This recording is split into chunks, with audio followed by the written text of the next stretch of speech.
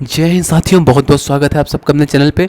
दोस्तों, आज हम लोग देखने वाले हैं भारत के 13 प्रमुख जो बड़े बंदरगाह हैं।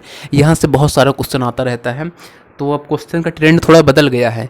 तो डायरेक्ट क्वेश्चन नहीं पूछता है, थोड़ा सा घुमा के पूछता है। तो आपको सारे के सारे जो जैसे घुमाता है उसी के टाइप के जितने भी क्वेश्चन बनते हैं यहाँ पे बताने वाले हैं प्यारे बच्चों। तो ध्यान से आप लोग देखिएगा। कह रहा है कि भारत में अगर आपसे कहा जाए कुल प्रमुख रूप से कितने बंदरगाह हैं बड़े, तो आप बताएंगे 13। ये तो पहला ही फैक्ट बन जाता है, क्या 13 बंदरगाह हैं। अगर कहा जाए कि कुल छोटे बंदरगाह कितने हैं, तो आप बताएंगे 2 से अधिक हैं, जो कि गैर प्रमुख हैं। इनको हम प्रमुख की श्रेणी में नहीं रखते। भारत की अगर तट रेखा की लंबाई कहा जाए तो कितना हो जाएगा, 7,516 किलोमीटर 6 किलोमीटर है। ठीक, तो मोटा मोटा देखा जाए तो 7,516 किलोमीटर है। अब अगर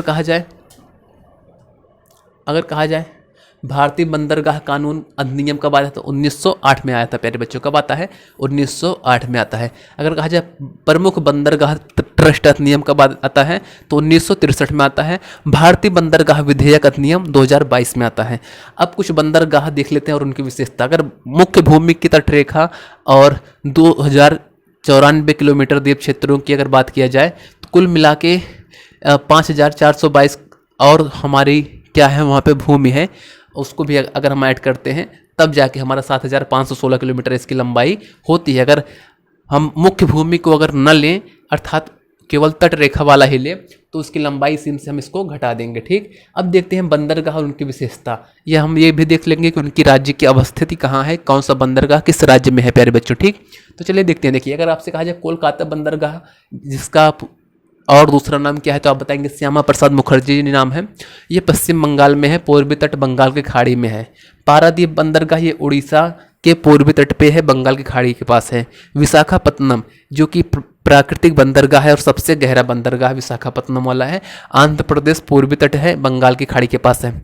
एन्नौर वाला जो बंदरगाह है इसका नाम है के कामराज या कारपोरेट बंदरगाह भी इसे कहते हैं। ये तमिलनाडु पूर्वी तट बंगाल की खाड़ी के पास है। चेन्नई वाला जो बंदरगाह पूछता है कि कृत्रिम बंदरगाह कौन सा है, तो आप बताएंगे चेन्नई। ये तमिलनाडु और पूर्वी तट पे स्थित है, बंगाल की खाड़ी में है।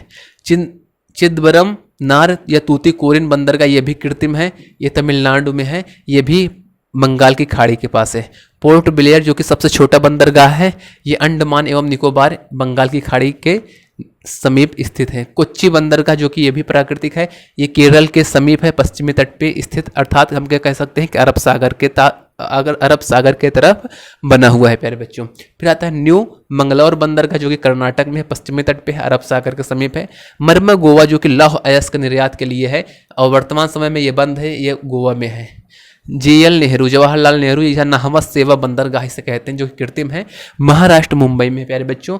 ये पश्चिमी तट पे है, अरब सागर पे है। फिर मुंबई प्राकृतिक बंदरगाह है जो कि सबसे बड़ा है, ये महाराष्ट्र और पश्चिमी तट पे आता है। कांडला दीनदयाल बंदरगाह, ज्वारी बंदरगाह जो कि गुजरात तट पे आता है। अगर कहा जाए राष्ट्रीय समुद्री दिवस कब मनाया जाता है, तो 5 अप्रैल को मनाया जाता है प्यारे बच्चों। अगर वीडियो आपको अच्छी लगी हो तो वीडियो को आप लाइक कर दीजिएगा, ज़्यादा से ज़्यादा शेयर कर दीजिएगा। जय हिंद, वंदे मातरम।